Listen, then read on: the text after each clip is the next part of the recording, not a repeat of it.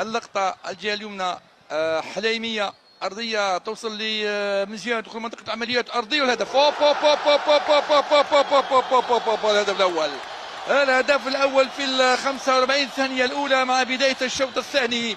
مزيان بأرضية جميلة في الزاوية البعيدة للحارس هاي كرة مليحة، هاي كرة، هاي فرصة، هاي فرصة، هاي فرصة، أو الهدف الثاني، الهدف الثاني. اوه الهدف الثاني اللي صار على المنتخب الجزائري عن طريق بولبينا في هذه اللقطة الجميلة.